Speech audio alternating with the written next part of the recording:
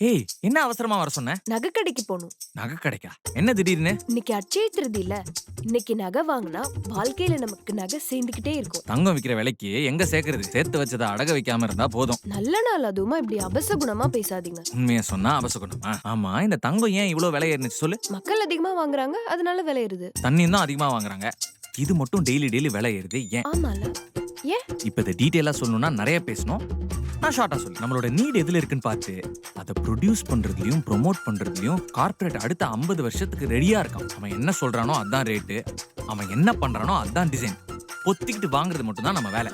அப்ப அவங்கதான் ரேட் ஏறதுக்கு காரணமா? அவங்க தான் முக்கிய காரணம். ஆனா அதை விட முக்கிய காரணம் நம்ம தான். புரியல. இப்போ நகை போட்டாதான் கௌரவம், காசு இருந்தாதான் மரியாதை நம்மள பழக்கப்படுத்திட்டாங்களே தவிர கடன் இல்லாம யாரும் தொந்தரவு பண்ணாம நிம்மதியா வாழ்றதுதான் வாழ்க்கைன்னு யாரும் நமக்கு சொல்லித் தரல. அப்ப நகையை எடுக்க கூடாதுன்னு சொல்றீங்களா?